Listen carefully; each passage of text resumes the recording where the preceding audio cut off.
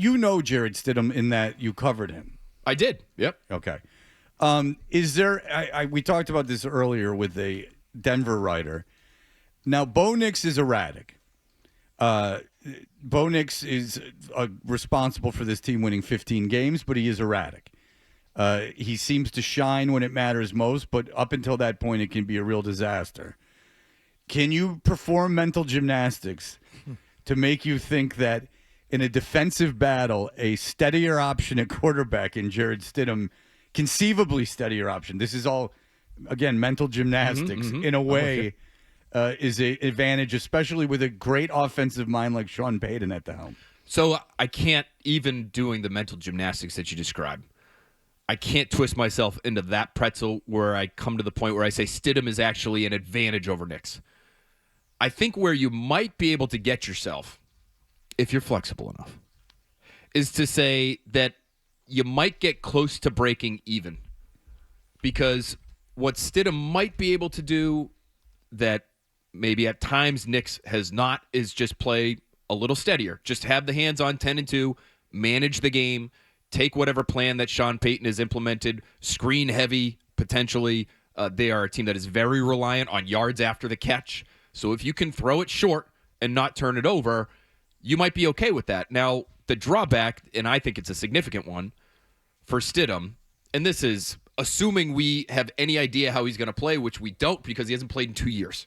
So, take that as the caveat here. But he will not, in my opinion, be able to run the mobile quarterback stuff that the Broncos have really lived off of. Bo Nix threw more on the run than anybody this year, and not only that, he's thrown more on the run than anybody in the next-gen stats era, which dates back to 2016. So there's a lot of this, not only scramble drill stuff where he's trying to create off schedule, but a lot of designed, moving pockets, rollout plays. And Stidham's not a horrible athlete. I remember writing about this when we thought he might be the guy taking over before the Patriots signed Cam Newton. But he is not so mobile that you're going to want to run him that much. So can he do the occasional design bootleg the way like a Jared Goff would? Sure. Yeah, he could do that. But he's not going to scramble around and create yardage on his own. I mean, Bo Nix has been their leading rusher a number of different weeks this year because the Broncos' run game really hasn't been all that good. So he's not that kind of player, and I think that's where you see a significant step back by making this change here. Yeah, I think the way I'm looking at it is you have to twist yourself into, some kind of a knot in order to think that Denver is going to be just fine or somehow even better. And when you just look at the game from the outset, the way things went down at the end of the Broncos-Bills game and how the Patriots have gotten here, I'm thinking that Drake May's last two games have been a bit of an anomaly, the way he's played. He's due to play better. The Broncos are hamstrung by what happened at quarterback. You just have to do so much thinking and configuring and equation building to think how the Broncos are somehow going to be okay or more. I got one. What if the Texans never turn the ball over? This is just an idea. I'm just trying to think of things to make it more interesting. What if the Texans never turn the ball over? Like, say Stroud was bad but didn't turn the ball over. They don't get the Marcus Jones pick six. Is there any way the Texans win that game if they don't turn the ball over? Potentially. Yeah, but sure. But also it's just as easy to say that May would have been a little bit better. Yeah, but I'm not going to do that. You're saying just creating an opposite scenario, though. Like a scenario where, like, if May is status quo as he's been in the playoffs, like we've been through this. If you were told May fumbled 5 times in the playoffs in the first 2 games, you wouldn't have liked your chances. Right. So say May plays like that. Like, say he throws a pick and fumbles and loses a fumble, and Denver doesn't turn the ball over. Can a guy, just like Phil said, just not turn the ball over? You win a field position battle. I mean, I hate going back to it, but I'm sorry. It's just a game I remember. I saw the Denver beat the Jets in Germany or in wherever 13-11. I mean, Bo Nix was terrible in that game. Could you just survive a game? Like Nix he was 19 of 30 for 170 yards and 74 yards in that game, but Fields threw for 45. Yeah, and he missed a wide open Garrett Wilson. Right. I remember that. Yeah. No, I'm just wondering though, like if you don't turn the ball over, if that defense, if it plays up to its potential, if you can just survive a game. Can you? Yes. How likely is that to happen with Jarrett Stidham at quarterback? I would say it's relatively low based on what we do know about him, right? So a couple of numbers here. First of all, the Broncos offense, even with Nix, is middle class.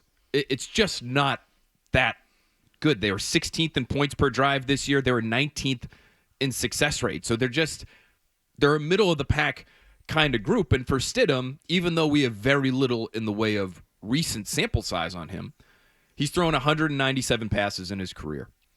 Among 102 quarterbacks to throw at least 150 passes since Stidham has come into the league, he ranks 90th in interception rate. So this thing about like, well, maybe he could just come in and manage the game and take care of the football. His interception rate is over 4. Like when he struggles, it gets really bad for the offense. He's not he can just manage it and get you through it. He's 1-3 as a starter. He's really bad under pressure. He completes 40% of his passes when pressured. That's good. Yeah, it's rough, and I think it's going to end up being a similar sort of game plan to what we saw for the Patriots against C.J. Stroud, who was a very different quarterback under pressure versus when kept clean. When Stidham's been clean, he's completed 70% of his passes. So if you let him sit back there and throw it short, he'll complete the football. But if you can bother him a little bit, I think this is going to mean a blitz-heavy game plan again for the Patriots. If you can bother him a little bit, he'll make a mistake. Say Denver, and I understand the numbers you went over. Say Denver's allowed and can run the football against the Patriots, and Nick Bonito lines up across from Will Campbell for the entire afternoon. And the pass rush begins to get to Drake May. I mean, Denver led the NFL in sacks, correct? Would that be enough to change the outcome? The run game equation part of it is one that I'm going to find fascinating on Sunday, whichever way it goes, because since week 11, they've averaged only 3.5 yards per carry. They can't run the football. Now, they might be getting running back J.K. Dobbins back, who is a sneaky, important player in this game, and I would very rarely say that about any running back, especially one who it's J.K. Dobbins. It's not Derrick Henry, right? It's not Adrian Peterson in his prime. But they were an effective running team with him. So if he comes back and he's healthy, and I have big questions about that, he reportedly, was dealing with a Liz Frank injury, which is like a 3-month recovery, generally speaking. And he's now back like 1 month later. So even if he plays... Is that high ankle? Liz Frank is foot. A foot, okay. So I don't know if the reporting just was wrong on that, or if he has somehow found a way to 3x the recovery time on that type of injury, which there should be an investigation. That's the case. Right. No. Yeah. But like, again, we're twisting ourselves. We're doing the Kerry Strug thing. We're trying to do the mental gymnastics. This is not a group that looks like it's going to be able to withstand losing its starting quarterback. And I personally, given the way the Patriots defense has played of late, it's hard for me to envision them scoring much more than like 13 points in this game. On this show, we call that a Mary Lou. Yeah, no, that's a wrong. Oh, that's right. I'm sorry. Reference. That's my fault. Now, if you were going to go 902-0, you would say Strug, but you didn't. That's okay. She was on 902-0? Oh, yeah. I don't remember that one. Yeah. But I believe you. It's true. No, well, no, you know. Yeah. Mac Hollins going to play? I thought he was going to play. He's not practicing yesterday. I think his teammates thought he was going to play, too. The fact that they didn't open his window and again, was interesting. Like, if you were to tell me at any point, even during the season when he was playing well, that like Mac Hollins, would somehow be a concern, and it's not make or break. But I do think he was an interesting option more than a handful of times for Drake May this year. That that big target out there that's not speedy, doesn't have to be a perfect throw, but big catch radius. No question, Hardy. And he gives you just another option at that receiver position where if you were doing a tail of the tape and it was just Broncos corners on one side and Patriots receivers on the other, like you might have to lean towards the Broncos corners in that situation, primarily because they have former Defensive Player of the Year and Patrick Surtain over there, but he would just give you a little bit more depth. I know the team was optimistic when he initially went on IR that after the 4 weeks he'd be able to come back. This guy is incredibly tough, and they felt as though even if he was being bothered by something, that there was going to be a chance for him to come back. And maybe there still is. We shouldn't completely rule it out. But if you don't practice on Wednesday when you have the opportunity to open your window, that's, to me, probably not a great sign. He would have to be out there today and a full participant, I would think, in order to believe. He could be limited. He could be out there and limited today and tomorrow, and I think still have a chance. All right. But again, like if he was chomping at the bit, and they were chomping at the bit to get him out there, yesterday would have been a good time. Right. To Like start. the two wide receivers for Denver that people thought might not play were both limited in practice yesterday. They were both out there. I just think in a game where you could conceivably see like a 17-13 type of affair, just one catch, on 1 3rd down on a play that I could envision going to Mac Hollins could be a difference maker. I agree. And listen, I think this Broncos defense, while very, very good, and the pass rush in particular is excellent, they have come back to earth a little bit late in the season. Since week 12, they've basically seen 3 starting caliber quarterbacks: Josh Allen, Trevor Lawrence, and Jordan Love. And in those 3 games, the Broncos have allowed 30 points per game and almost 400 yards of offense. So you look at it and you look at some of the other quarterbacks that they've played in that time span, and it's, they played against Trey Lance for the Chargers. Marcus Mariota had a tremendous game against them for the Commanders. Chris, and I keep screwing his last name up, but Oladokun, who filled in he was the 3rd-string quarterback after Patrick Mahomes and Gardner Minshew got hurt. Kenny Pickett they saw for a handful of snaps against the Raiders. So late in the season, they have come back to earth a little bit. I think there are maybe some holes in that secondary where if you have time, if you're Drake May, you're going to be able to attack them down the field a little bit. Yeah, it seemed like things almost flipped halfway through the season when they were completely relying on their defense in the first half of the season. It's funny how they've won games this year. Like it's just they haven't been like there's not a steady narrative where the defense has dominated and the offense did just enough. Like it has flipped itself on its head. That's why I got off late in the season that whole you don't want to play Denver and situation, because I still thought if Nix was healthy that Denver would win because it's in Denver. But that like notion that defense is this incredible all-world defense seems a little flawed. I just don't think they're that. They haven't been that late in the season. It doesn't mean they're not good. I mean, John brings up Nick Bonitto. Nick Bonitto is one of 2 players in the NFL this year to have a 20% pressure rate. 1 out of every 5 dropbacks, Nick Bonitto is somewhere near your quarterback and maybe hitting him. The only other player who qualifies who has a similar number of snaps this year was Micah Parsons. Yeah. So, like, that's the kind of season that Bonitto's had. Zach Allen is the only player since J.J. Watt to have multiple 40 quarterback hit seasons. He did it this year and he did it last year. So, Zach Allen and Bonitto on the left side against Will Campbell and Jared Wilson, that could be, a matchup that ends up in some ways determining the game. And maybe that does lead to some of these Patriots turnovers that could end up keeping it close. Yeah, and the stuff with May fumbling is just an internal clock. He mentioned that.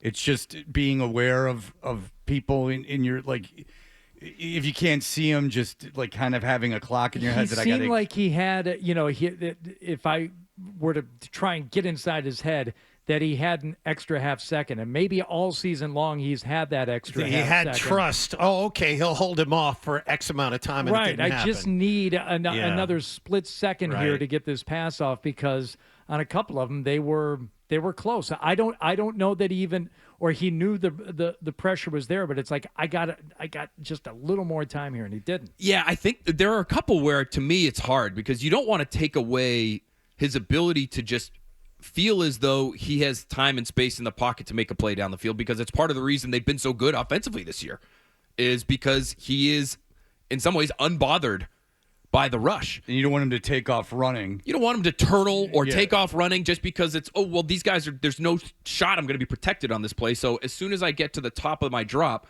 if the ball's not out immediately, I just got to go down. So you don't want to take that away from him. It's the plays like the plays where Will Campbell is beat immediately off the snap and the guy is on Drake May in like less than 2 seconds. I don't know there's what you can do there's about nothing that you can do if you're about Drake that. May. Right. It's the second reaction plays in the pocket where he's sliding around. He knows there are bodies around him, and he might get hit. Those are probably the ones, especially this week, when you know the situation, you know your defense can win this game for you. You just really are the ones on the offensive side that can't screw it up. Those are the ones you might have to be a little bit more conservative and just say, I'm going to hold on to the ball here and go down. It seemed like Houston knew what they were doing, too, in that, like, okay, you might not get to him, but he's vulnerable, like, if you can just get an arm on him. Like, maybe in a way that's – because you could see that, like, there were – I mean, some of those fumbles, he wasn't going to get hit necessarily. He was just, like, an arm's length away, right? Like, so you could just, like, if you can slap at his arm, it seemed – like Houston knew what they were doing. It seemed like Anderson knew what he was doing. It seemed like he knew if he was in the vicinity, maybe instead of like bull rushing that extra like foot, you get your arm out there, and it seemed like almost that was coached, but that could just be me. Those guys are so good and so smart and long. Benito is going to be an interesting one for Campbell because he's just a little different type of rusher. He's more, I would say, speed-based than power-based. Well, whereas the two Houston guys got beat are twice. great. He got beat each way the last 2 weeks. We've had this conversation for 2 weeks. Is that like Campbell struggles against power guys, and then maybe Anderson's not like the same as the Chargers, and that he's more strength and power and speed. And turns out he gets beat ran every right which by way. him. Yeah, and I think it's a fair point. I think the speed you become a little bit more vulnerable to it when you know the guy has the power to drive you back into the quarterback too. So does he play it any differently? We'll see, I guess, but he's got to turn it around. All right. Well, listen, we'll see about that.